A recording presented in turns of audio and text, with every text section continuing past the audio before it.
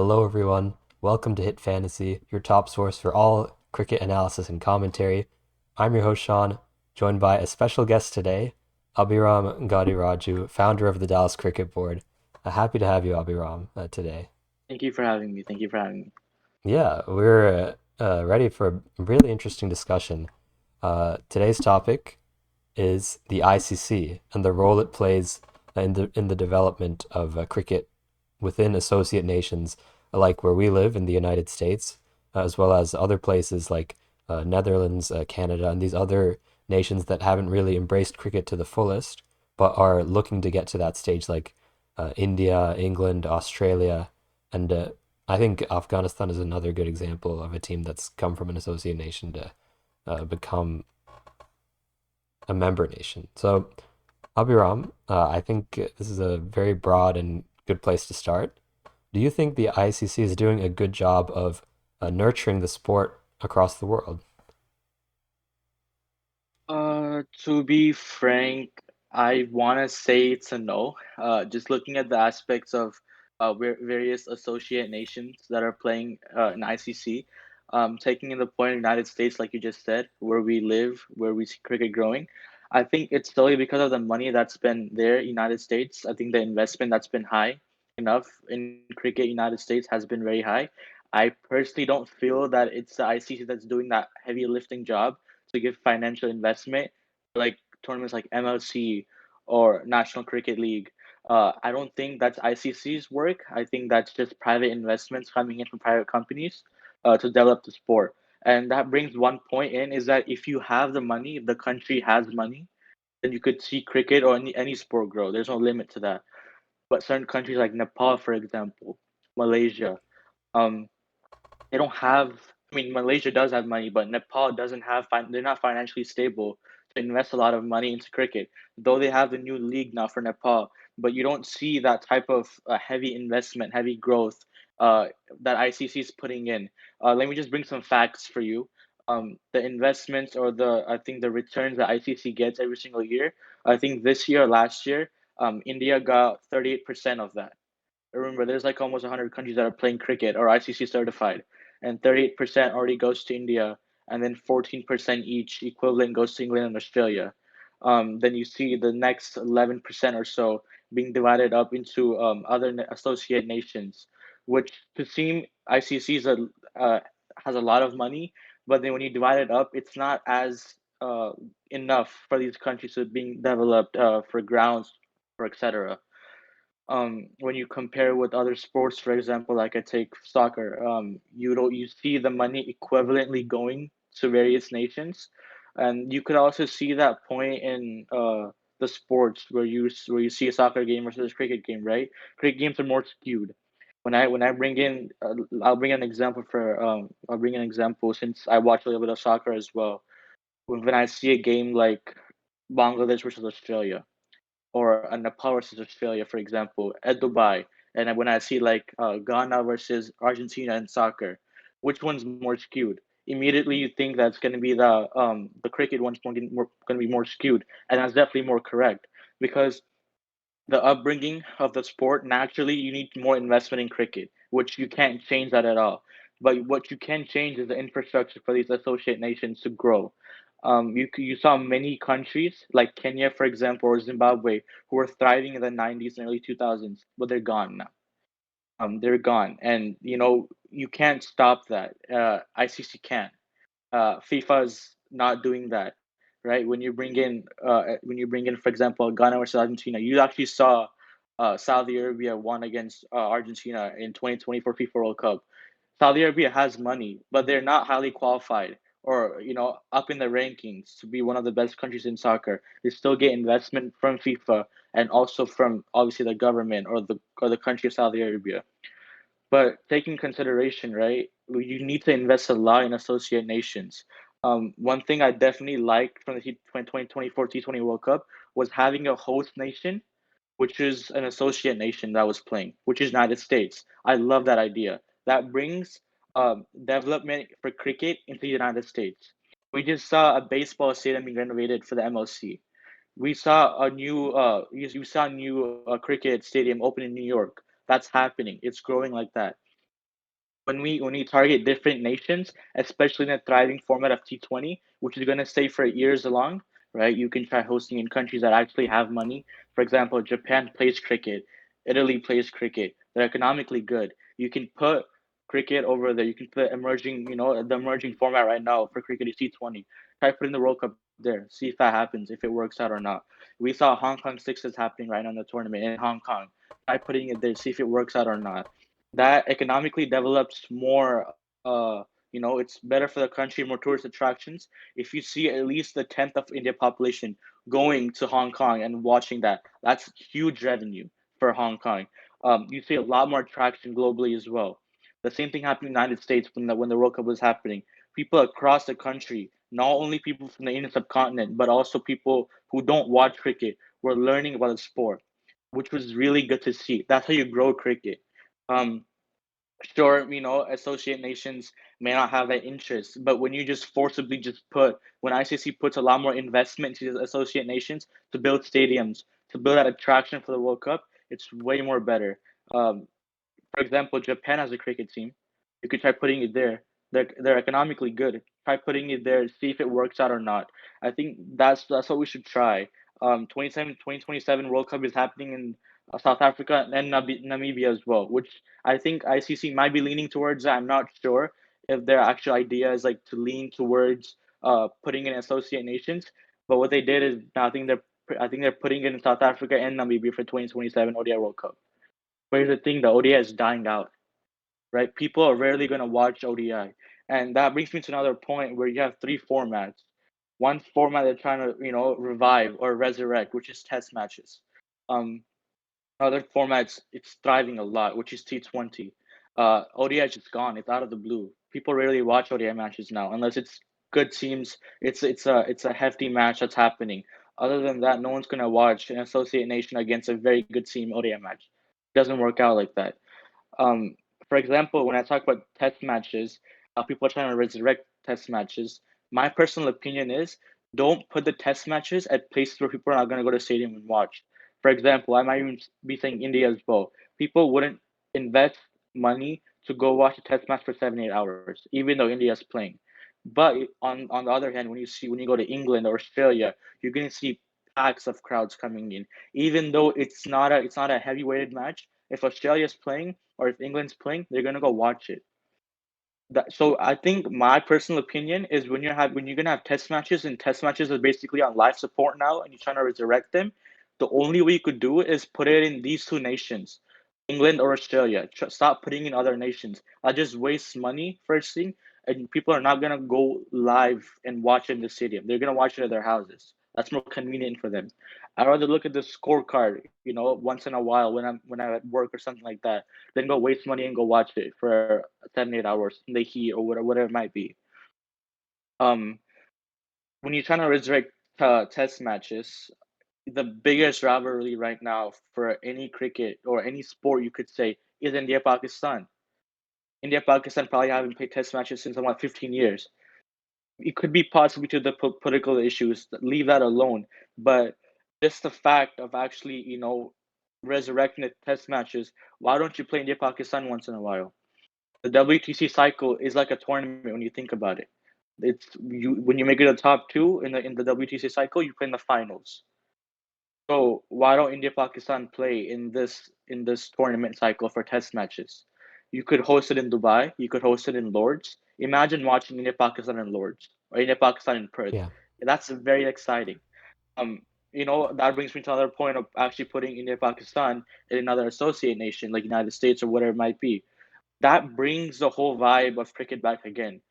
Associate nations are going to start watching cricket. It's going to start building a whole environment of where the whole world, World Cup in cricket is basically just one fourth of the whole World Cup for cricket is just the Indian subcontinent that's there. You're going to see India, Pakistan, Sri Lanka, Afghanistan. You're probably going to see Nepal coming in sometimes. You're going to see the whole Indian subcontinent, the Middle East, and then bits and pieces of the whole world. That's not a World Cup, right? You're gonna see the whole Middle East and then the Indian subcontinent, and you're gonna see England. Sometimes you're gonna see England, obviously. Sometimes an associate European nation, Australia, New Zealand. But I don't consider it as a World Cup when you're seeing the whole half the teams just being from Asia or that whole region of Middle East and Southwest Asia. I don't That doesn't make sense for a World Cup. Unlike FIFA, who's actually bringing in the base practically the whole world coming in. So I don't get that point. I see what you mean when you say that. I think part of that is due to how well rooted soccer or football is as a sport in cultures. And even though there are some regions that are better at it than others, South America, Europe, etc. I think in terms of cricket's life cycle, it's taken longer for them to expand across the globe in comparison to something like soccer. And I do think you make a good point in that the ICC is somewhat responsible for that growth at this stage. Uh, and I think I really like your idea of hosting the World Cup at an associate nation. Um, you mentioned Japan. Baseball is a massive sport in Japan, Yeah. and that was due to the spreading of that sport about 100 years ago, prior to like the World Wars, etc., from uh, colonizers and everything. So really, I think bringing the sport to Japan or like Hong Kong, like you mentioned, or maybe a European associate nation where people could travel to easily and attend matches like Hong Kong. You mentioned Indians are traveling in masses. So something like that, I think that's a great idea. One point you mentioned was the percentage of the ICC's revenue and how that's being distributed. I, I see a I think that's a good point in saying that there should be a higher percentage of that reserved for the growth of cricket in these associate nations. But at the same time, currently, my assumption it's as to why it's being distributed like that is because of the amount of revenue that each of these regions is generating. I mean, the Yeah. India has the most profitable, biggest, highest level of competition league, a domestic T20 league out of any country, the IPL. I'm sure that plays some sort of factor in the amount of the percent, the slice of the pie that they're getting, so to speak. But what would your? I'll follow up with this question. We'll go back to that. How do you think this pie should be distributed? Uh, do you think increasing the size of the pie for the associate nations would directly lead to, you know, the growth of that sport in those regions? Or, yeah, how do you think that would play out? Just redistributing the funds in that way. I think you're right to say the fact that India is getting the most revenue from ICC just because of two things. I think just one thing, matter of fact, is the point that they're making, the most business in cricket. You know, when a billion people are watching the sport, that's a lot. That when you spend, like $3 to like buy a channel out of a billion people, you get right there $3 billion. That's like a lot of money, and it makes sense to give 30% to India. That makes sense, but I think the reduction of that price of the revenue being given, because ICC has to think about this as well, is that what other sources are these countries getting for their cricket growth? India or the BCCI already has, you could say, IPO, right? IPO generates a lot of revenue, not from the ICC, but rather from private, companies or whatever it might be. You could ICC BCC has a different pathway to gain money if ICC is not there. They got branding, sponsors, etc. That's because I would say of merit, right? They play well, so they get that makes sense. It's fine, and you're hosting the biggest league in the world. Go ahead, you get revenue from that. That's fine, but the associate nations only have one source. It's small companies or sponsors, or it's the ICC. You don't see any other pathway that's coming in. Nepal is trying that right now with the Nepal Premier League. Hopefully that works well in a couple of years. But what I'm seeing right now is only retired players playing the NPO.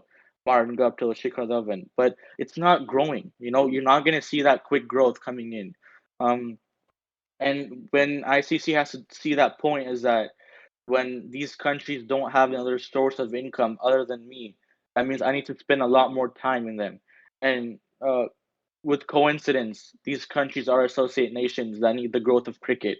So there's some sort of cause and effect that's happening. Is that if ICC doesn't invest this much money on associate nations, cricket doesn't grow there. It's as simple as that because they have no other options to ask, for income. For example, I could take the Netherlands, right? I heard, I think it was Steve Edwards, one of the captain for Netherlands. He was in an interview and he was saying something pretty simple: is that people were laughing at the Netherlands team for going in the World Cup because they no one really thinks that they're going to lift the World Cup or at least play well, go to the semifinals. It's unheard of. It's very unorthodox to even think about that, and people were laughing at them. So why would the whole country or the government of Netherlands sponsor this team to go? It doesn't make sense. It's just a waste of money. That's where ICC should go and step in and say that here, I'll invest this much money in you. Let's see if you grow or not. And if they really don't, then that's on their skill level. But when you invest loads of money and they don't grow, then that's obviously on their skill level. But if they do grow, then you know it's because of ICC investing this much amount of money. Um, at the end of the day, I just want to make cricket an even sport, right? When I see Netherlands and India play, I want to see a factor where Netherlands have the opportunity to win at least a third of what India is going to win. When I see Netherlands and India playing, I want to see good competition. Uh, and it makes sense when I talk about ICC in business, is because Asia Cup, you're seeing ICC tournaments, you're always seeing India, Pakistan in one group, and you're seeing two associate nations right next to them. Everybody already knows that India, Pakistan are going to qualify. Then for the business days, right? When you're seeing almost 1.5 billion people watching the World Cup, you don't want to lose those eyes. So that's why I think it makes sense. It's not an I think, it's not a conspiracy theory as well.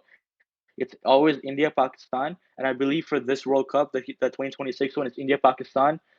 Correct me if I'm wrong. It's Netherlands, United States, and another country, or is it just four countries? It's Namibia. So Oh, it's Namibia. Namibia, Okay. Netherlands, USA, and then India, Pakistan. So therefore, I mean, already you're seeing India, Pakistan qualifying, right? So that makes sense. 1.5 billion viewership already. Just surpassing the Super Eights and semifinals. So that's already business right there. You don't see that in soccer. You don't see that in soccer. Argentina, Portugal. You don't see probably in the one group, right? I don't. I'm pretty sure you don't. You don't see in 2022. I didn't see them in 2018, right? Even though they generate the most revenue, even Brazil does too. In the rankings you look at right now, you're seeing Argentina number one for FIFA rankings. But that doesn't mean they don't have trash countries or associate countries with them. It doesn't make sense, right? And that's what I mean by equal opportunity too. It's just gonna be I mean, correct. I mean, I'm from the United States, but it's gonna be a bloodbath when India's gonna face or when United States is gonna face India and Wankhede in a few months. It's just a bloodbath. I mean, I want USC to win, but that's just you can't stop that. It's already predicted. So, and the same thing could be said. I mean, obviously USA won against Pakistan, but the same could be said about any Pakistan game that's being played in Colombo. They already used those tracks and etc. It's not gonna work out. Um, so it's just business rather than actually investing the right way. And it's due to the fact of India's population, Pakistan's population, the whole subcontinent watching cricket. That's the only reason why there's so much investment into that. Other than that, I really don't see much because I think the performance that Nepal showed, Afghanistan was really great. I think Afghanistan is my favorite team in the ICC. Um, and then Nepal was brilliant, I would say, in 2024 World Cup. They were close enough to win against South Africa and also for against Bangladesh. That should show ICC that they have potential, they have skill. Without the money, they have skill already. What about we invest this much money? Let's see if they grow well. But they're not doing that. I believe it's because they want to bring India still up, make sure that the revenue still happening is going well. That's what I believe in. It might be a conspiracy theory. I don't know if it's true or not. And with coincidence, Jay saw the secretary, and for our secretary or in the admin for ICC. So it's just you know I see it. I don't know if it's true or not, but that's what's happening. No, I think you were onto something there. As you had mentioned, Nepal had a really solid World Cup and they competed a lot in different games. And then Afghanistan, in what, maybe 14-ish years, they came from absolutely nothing, probably lesser than some of these current Yeah, they were countries playing in like, refugees. They were playing in refugee camps, which was, you know, it's that was just something to see, and the growth from that. And I think at one point, they invited. I think BCC. One good thing they did is they invited Afghanistan to play some of their matches in India. There was some series like Afghanistan and Ireland that happened in India, mhm, but the growth was absolutely great. And that's one of the reasons why I support Afghanistan a lot, is because the quality they had, and that's just being shown in the improvements as well. It was really great to yeah. see. Yeah, and I saw an interview of Rashid Khan recently, and he was talking about the passion that fans have. He said in his own words that the passion is greater than there is in India, which is like a really crazy thing to say. But you know, I think that also plays a factor in some of these associate nations, the excitement around the sport, and I think, like you had mentioned, hosting these tournaments in associate nations just increases that excitement of the sport. So, like the United States, for example, when USA beat Pakistan in the World Cup, that was in some of the, I was reading it in places where I didn't expect to read it. Like I saw Yeah, tweets coming from, news sources like CNN and all these like random US media right. corporations, and it's like kind of just an unreal experience to seeing your favorite sport being covered by outlets that you wouldn't expect. And that just kind of increased the craze here, led to the growth of a lot of some American cricket content creation. And I think USA cricket in general, a lot of these American players have gotten opportunities in other leagues. In Dubai, the Dubai one, ILT correct. 20, ILT 20, yeah. yeah, I think And Andres Andre Gao just House, hit a century, I think today, yeah, or I think yesterday as well, which was stellar to see. It was a good knock from him, which is great. yeah, fantastic. I mean, he is a really talented player. He had a great knock against South Africa in the World Cup. In the World Uh, Cup, they almost won that too. yeah, against his home nation, he performed like Yeah. anything. So, I mean, it's uh I think you're correct in being critical of the ICC, but the growth we've seen since the last World Cup, because of what you mentioned, they hosted at in an associate nation, and because of that, the growth of the associate nation and the sport within the associate nation has grown. So that's a really good point. And I think with this T20 World Cup, hopefully we can see some more exciting stories with, Italy qualifying and the UAE is there as well. The ILT 20 has been happening for a few years uh, since UAE has last qualified for a T20 World Cup. So Yeah. um, I wanted to talk a little bit more about something you mentioned some time back, hosting the India Pakistan in an associate nation where there are a lot of, or not even an associate nation. You mentioned hosting it at Lords or something. I think that would be massive for the sport of cricket. We haven't seen India versus Pakistan in a test match in some time. Um, what do you think would be the roadblocks of that actually occurring? Because I feel like all these like Cricket Council, FIFA, all these like big associations, they money is at the forefront, right? I mean, you can't deny that. So I feel like if there was a way to actually get that done, they would have. My thought is they would have done it by now, but there has to be something that's preventing them from doing so. So how like my question would be, what do you think the roadblocks or challenges would be for getting something like that done? Uh, because it seems like kind of a pretty obvious idea now that you mention it. It does seem like an obvious idea too. And then when you think about the associate nation thing in the World Cup as well, putting the World Cup in associate nations, it's an obvious idea. So I'm wondering too, what stopped the ICC from doing that. Um, I don't find an answer for that because nothing against it. There's no like a big reason to say no, we can't do that. We can't do that. I think one thing for sure is that again, speaking about telecasting revenue, Star Sports does a lot for BCCI. They could do it in associate nations too. It could work out. I don't see what's stopping them. I think it's just the point that they're not used to it. They're gonna find it unorthodox. But again, you can't say that when you don't even try it, right? Hmm. I think that's something that should be seen. I think the factor of just these matches happening across the world, especially near Pakistan, right? I think a good starting point is always Dubai, right off there. And then if there's obviously better ways to go and conduct these matches, you could do it two ways. The first way is definitely just focusing on the resurrection of test matches. If that's the case, then go play in Australia or England. You're gonna get heaps and loads of revenue from there. There's nothing to stop that. We've been already seeing that with other matches happening, test matches happening there. Um, or if you want to revive associate nations and just their income and their economy of the country, then I would go doing associate nation. So that would be possibly like USA, for example. Go do it there. So let's see what happens. It's a good test match to see, and I think at the end of the day, it's also the factor that who's actually going to come and watch the match in the stadiums. Are you going to say the United States? Probably not. So I think that's maybe what's stopping them. I'm not quite too sure. I think it's just a factor of who's going to actually go watch it. If that's the case, then option one's always there, which is to always host any test matches. That could be even, non-England, non-Australian, non-Indian playing test matches in Australia or England. Therefore, you just get more viewership. Preferably, I don't know if it's the same thing with you. Even though India's playing, I'd rather still watch a test match that's happening at Australia or England.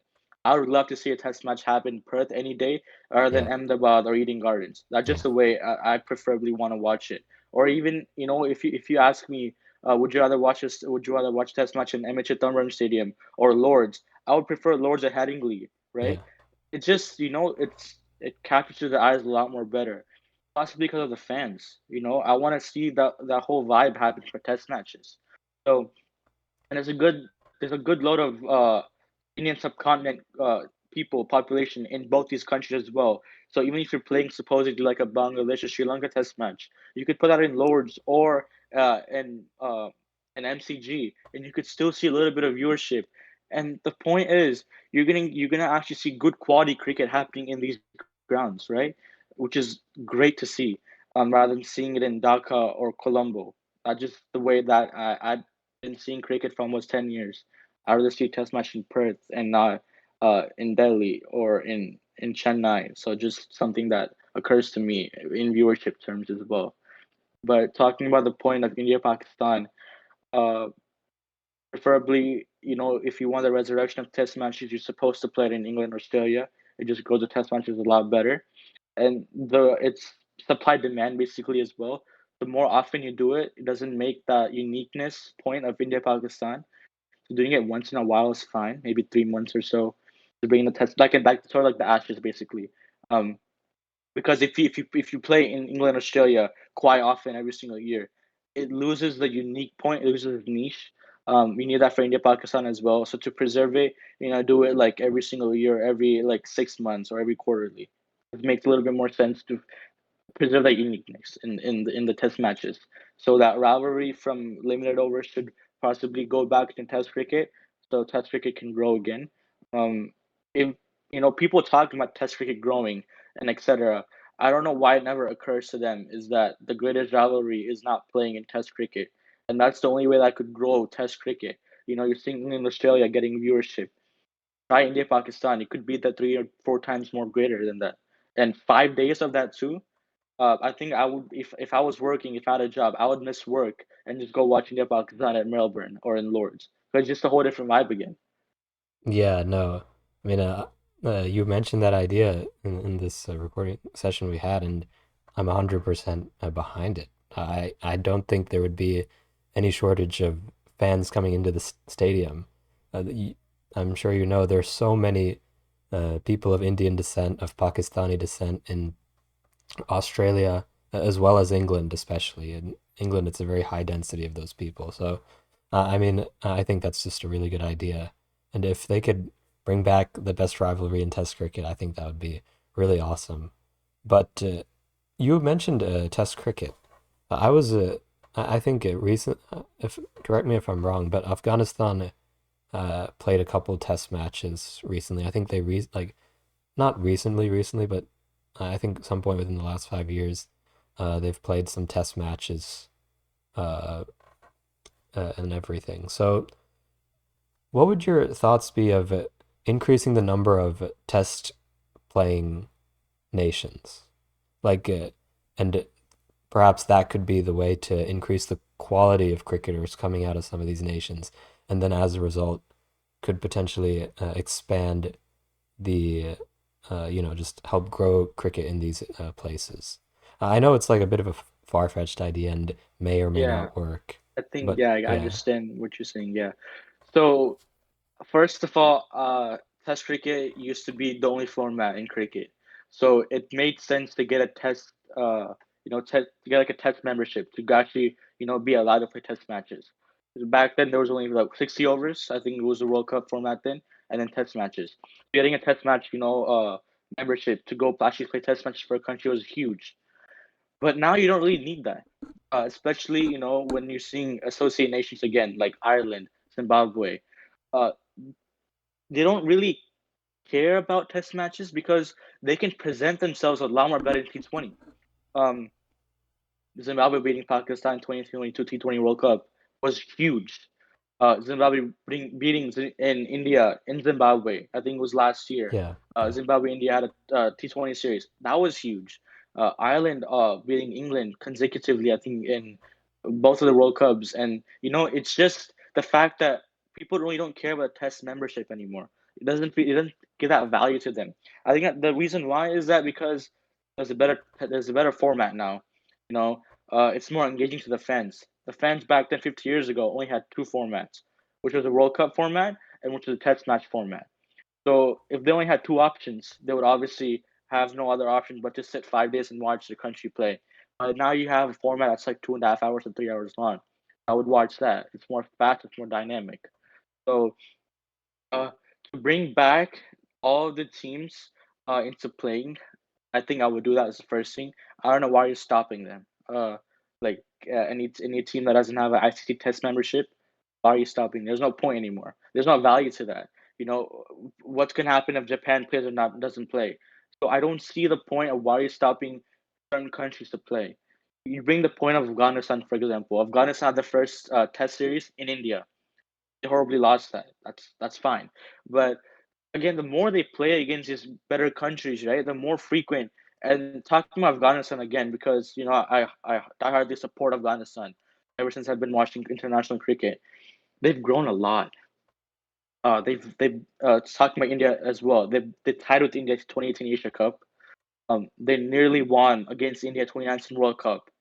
And that was though they lost every single game there, but the fact that they almost won against India, and that was India's prime India. Dhoni, Kohli, Virat, everyone was there, and you're seeing this young Afghan nation going and almost beating them in England. That was about to be historic.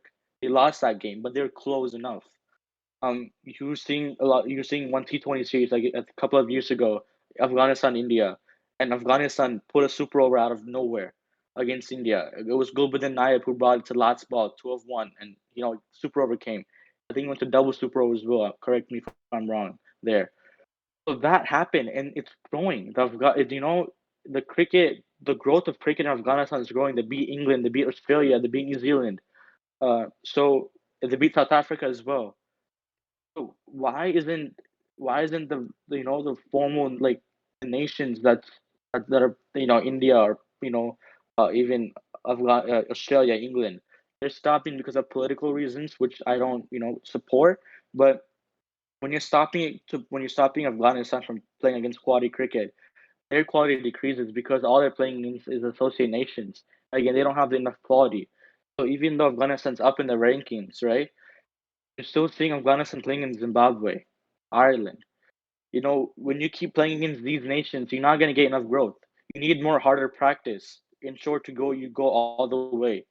So, and the same thing could be said with any associate nation. The more frequently I'm playing against some nation that's equivalent to me or lower ranked than me, I don't get any practice on that. I just lose. I just get more tired. So the more I get more harder nations to go against, the more it's better. And India rarely does this. They rarely go against Ireland once in a while. The last time they went against Ireland was 2 years ago. 3 years ago, correct. Actually, 4 years now since it's 2026. I think they went Yes, yes. 2022, so 2022 summer. Um, and then they won against Zimbabwe. So it's very rare. But you we need to get more practice being seen. I think we need to see a lot more of these upper ranked nations playing against these lower ranked nations. Two reasons is to the growth of the associate nations. Another thing could be said is obviously just the intermingling of not these rank systems, rather just everyone play against each other. What's stopping it? When India plays against these associate nations, it's such big of a gift for these associate nations. Because again, you're seeing almost like a billion eyes watching associate nations play, and we learned a lot more, right? When Oman played last time, or when Oman played in the 2024 T20 World Cup or the Asia Cup, we learned a lot more about the Omani players that are there. We learned a lot more about UAE players that are playing. Just because they played in these tournaments and they probably play against India or Pakistan, we learned a lot more. That's how we learned about United States playing, right? We saw Nathan Walker doing really good in 2020 World Cup. No one knew about him until he got Kohli duck out, and USA won against Pakistan. That's when we started recognizing these countries. But the more you often play against these teams, the more we stop using these rank systems. That's more better. Um, Again, FIFA doesn't do that. I mean, FIFA doesn't have series and all that against teams when it's off season. But just in case, of Argentina a couple of years ago played against India. India is down at 154th or 150th ranking. Argentina is all the way in the top 10. So what's stopping FIFA and what's stopping ICC? So again, that roadblock, I don't see a roadblock. So again, what's that big reason? I don't know actually. What's actually stopping them? I'm not sure. Is it the money? When you keep playing India matches, I think you don't lose money. You gain money obviously when you're playing against these nations, associate nations. So I'm not sure what's actually being lost there, which is surprising to me. Yeah, no, I really like the idea of pitting some of these member nations in series in a series against associate nations, because I think some of the associate nations, like the USA, for example, I maybe the level of consistency hasn't reached to this point, but we've seen players go into, like we were talking about a little bit earlier, the ILT20, the CPL. Ali Khan was playing there. I think House was also playing there. Yeah. And then ILT20, obviously, there are quite a few Americans playing in that league. And I think as we see a lot of these players continue to play domestic. I think we didn't mention that, but if they continue to play in domestic leagues, like domestic T20 leagues, for instance, franchise T20 leagues, I think that could potentially help some of these associate nations, uh, some of these players develop because they aren't getting these international series like you were mentioning. So Hmm. what they have to do, what they've been having to do was having to go and get those opportunities elsewhere. And I think, as you had said, organizing games with member nations is a really good way to get attention on some of these players. Like the Asia Cup, for example, there was a UAE batter who was teeing off on India, if I'm not mistaken. I forgot Yeah. his name. Yes. Yeah. Yes. Yeah, I remember that. And he was batting incredibly well. So Right. it's not for a lack of skill in some cases. I mean, there is obviously a gap, but some of these players can come out and compete. And I think right now they're in the ILT20, one of the leading wicket takers is from the UAE, and he's a pace bowler. So I think his name is like Kuzaima Tanvir or something. But it's Right. it's not for a lack of skill. It's just a matter of opportunity, like you were saying. So I wanted to ask you this, since I brought up domestic franchise T20 leagues. Uh, how big of a role would you say that plays in the growth of some of these associate nations? Whether that's the creation of a league like Major League Cricket or the Nepal Premier League. Obviously, Nepal Premier League hasn't reached Right. the level of competition as something like Major League Cricket, probably due to funding. But how big of a role do you think those domestic T20 leagues, shorter format of the game, play in the growth of associate nation cricket? It plays a lot. It's a very big role when you think about it because any domestic league except the ILT20, it's always seven players that are from that country and then four overseas players. Now, when you think about it, BBL or IPL, it's always going to be this high-ranked overseas players. You're never going to see the opportunity for lower associate team members to come in and play. Fortunately, Afghanistan never had that because they never had that problem because Rashid Khan, he Yeah, came in that's 2016. right. He had that amazing start for his IPL career. Mujibur Rahman had that same thing too. So Afghanistan was very fortunate regarding that. Even Sandeep Lamachani didn't have that sort of problem as well. I remember he was playing for Delhi Capitals Yeah, when Delhi Capitals just started. So it's rare to see that associate team members having a good season in these domestic leagues. And I think it's partly not because of their skill fault. I think it's just because of how each domestic league is structured, except the LT20. What I mean is, seven in-country players and seven and four foreigners for in a playing 11. So that ruins the point or ruins the chances of this associate team players playing, right? Would you rather have a highly ranked cricketer who's probably from South Africa or Australia? Because you're seeing these players constantly. They're growing because of good infrastructure. Um, if I'm trying to think of an example right now, but you brought up the UAE cricketer, the mid-order batsman. Um, he's a mid-order batsman. He strikes really well, powerful player. Now, compared to probably like a Heinrich Klaassen, who would you bring in your team?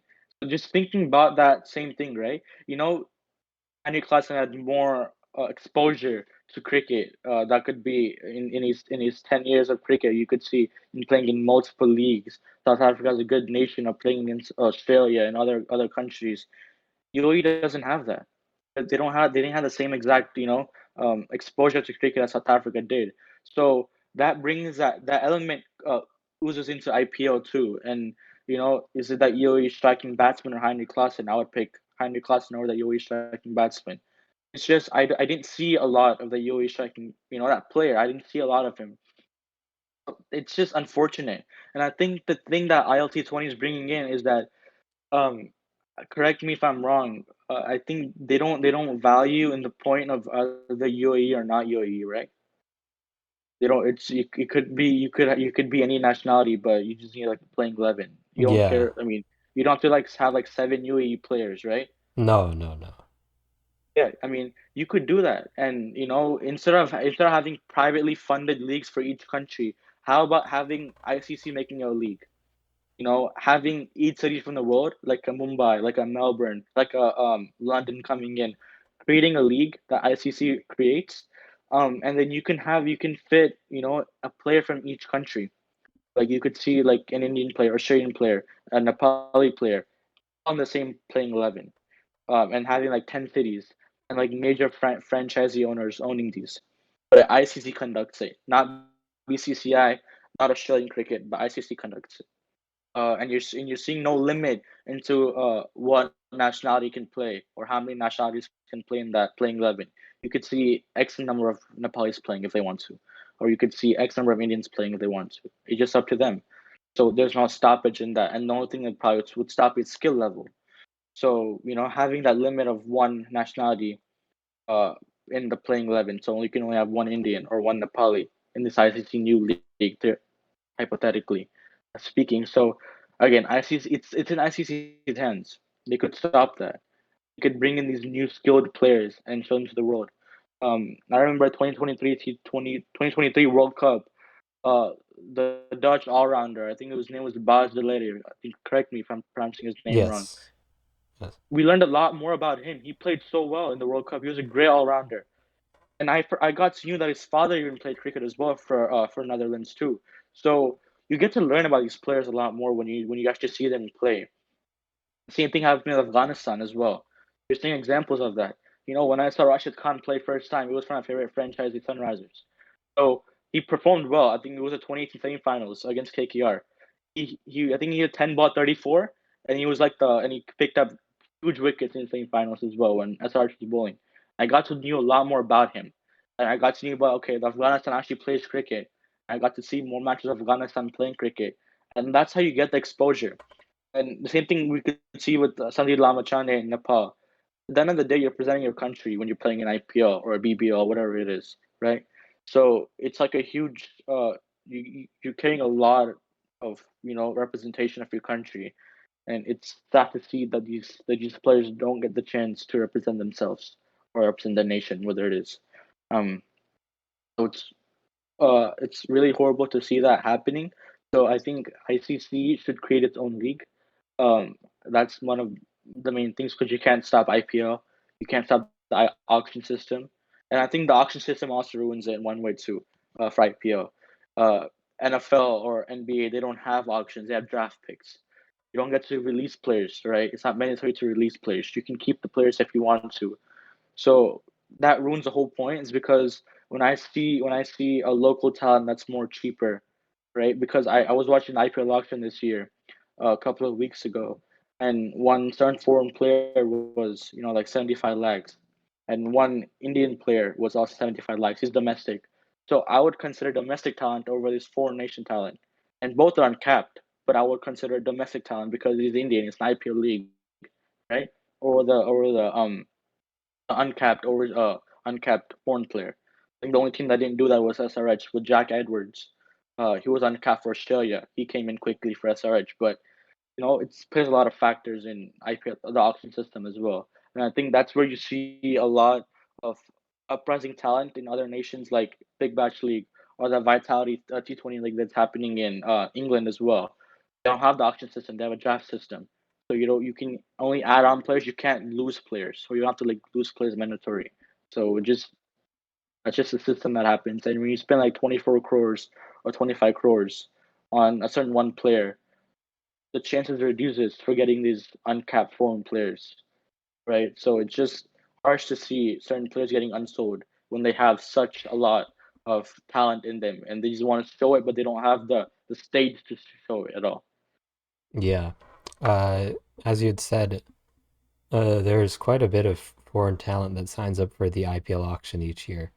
I think there were probably some Dutch players in the auction list this year as well, and I think they probably even they knew going into it that they weren't going to get selected, which is Right. unfortunate. So I think I like the idea of the ICC creating their own separate league where there's a requirement that you can only have one maximum per nation. I guess in your playing 11 or in your team or whatever it may be. But I think that would especially increase the visibility of like a lot of these associate nation players, and maybe we could see more like global recognition for some of these names, like you had mentioned. Sandeep Lamichane uh, got attention because of his IPL performance, and he was just a Exactly. young, talented player. Mujib as well. He was a teenager playing in the IPL. Rashid, And I think, sorry to interrupt you. I no, think you're fine. that's where IPL is one of the biggest leagues in the world, not only for cricket but across the sporting arenas. So when Sandeep Labuschagne got opportunities to play in the IPL, he got an opportunity to play in BBL, Big Bash League for Sydney Yeah, Thunder. that's right. Yeah, So it just creates a whole system and then he gets to play in other league. So IPL and BCCI and ICC has such influence on a certain player, which is incredible to see the amount of value they have. SEC has on BCCI. You never see that thing with one team in any organization. You don't see that in FIFA. You don't see that in you don't see that in FIFA at all. You don't see that FIFA supporting only one country. It seems to be that ICC is supporting one country, which is India, obviously, population wise or just a business wise and all that. And it's clearly seen. At least try to not show it to us because then it makes a little bit more easier on our eyes and it's a little bit less disheartening. Less disheartening but we can clearly see that point of view where IPL gets a lot of influence, BCCI gets a lot of influence, and ICC just keep feeding them a lot of more money. So it's not really that good to watch. And sorry, continue what you're saying. No, no. I think you're completely right. And I was just talking about that idea uh, of these associate nation players getting a chance in some of these bigger leagues. Uh, you know, my hope is that a player from the United States one day gets to play in the IPL or the Big Bash, for example. So I think right now, just given the fact that a lot of these uncapped foreigners, like you said, aren't getting picked in the IPL auction, it might be tough.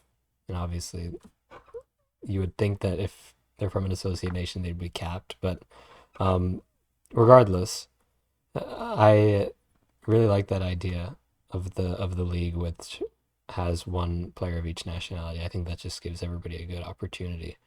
But yeah, I think you made some really good points here. And do you have any concluding thoughts or any other points you would like to make?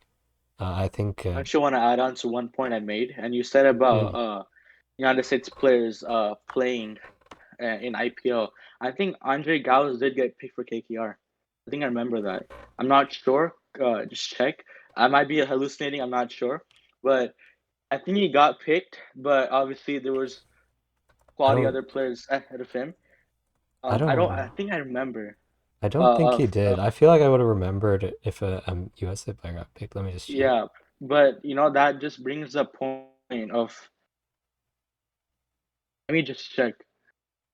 Oh no, it was Abu Dhabi. It was not KKR. But that's just something I want to see as well. United States players coming in and playing these leagues, but when one country is obviously trying to utilize their format, or I mean their players and their nationality players, because at the end of the day, IPL is just another pathway for these young domestic players to come in, right? You saw, I think you guys made a video about it too.